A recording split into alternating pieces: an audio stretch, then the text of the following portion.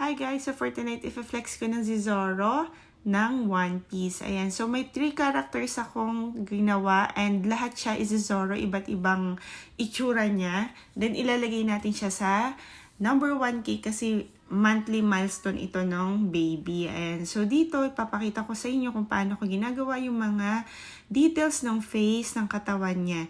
And all of this is manually, nilalagay ko yung mga fondant. Kahit panipisin ko pa yan ng panipisin yung fondant, mailagay lang yung details ng face. Hindi ako gumagamit ng airbrush. Bihirang-bihira akong gumamit ng mga brush na maninipis para pang details dun sa mga face ng mga fondant ko. Mas madalas is gumagamit talaga ako ng manual. Ayan, yung nagma-manual cut ako para mailagay yung pinaka-details nung bawat parts ng body niya.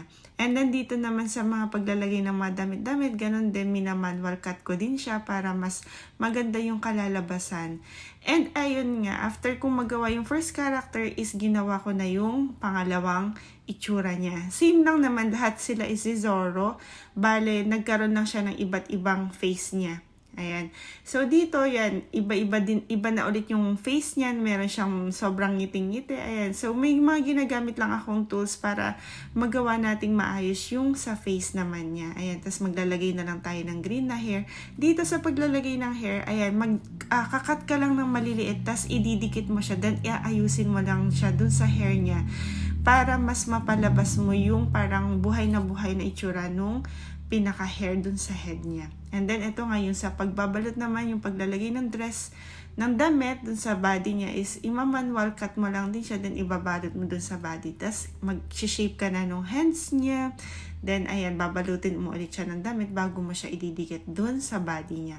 And then, dahil nga mayroon siyang additional design, ayan, nag-cut na lang ako nung pinaka-tali dun sa damit ng isang character. Then, ito naman isang character, medyo madali lang to kasi wala siyang mouth. Parang, ilalagay mo yung pinaka-sword dun sa mouth niya. Ganun yung design nung, nung isang character. Kaya medyo napadali lang ako. Actually, ang pinakamahirap na part dito, ayan, yung pagkakat ng mga eyes, yung mga kilay, ayan.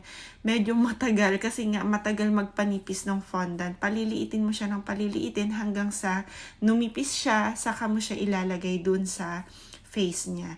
And eto na nga siya nung matapos. And then after nga niyan, medyo naglagay na lang ako ng color na brush doon. Birinash ko na yung sa body niya. Ayan, para mas mapabilis kasi gahol na ako sa oras. Dahil nga galing pa ako sa work bago ko ginawa itong pinaka-cake niya. Pero yung mga fondant toppers is ginagawa ko siya a day before the cake kasi nga ayoko yung maratal talaga ako. Ayoko yung nagmamadali. So sa paggawa naman ng cake, madali lang naman na ito. Ang tatagal ka lang talaga is sa paggawa talaga ng mga fondant toppers. Parang siguro 80% ng time mapupunta talaga sa toppers, din yung 20% is para lang sa cake. So yun, sa paggawa ng cake, napakadali lang naman mag-design. Ayan, yung lang paggawa talaga ng toppers, dito talaga tumatagal. Kaya mahal talaga kapag nagpapagawa kayo ng fondant toppers. Yun lang guys, thank you sa panonood. Bye!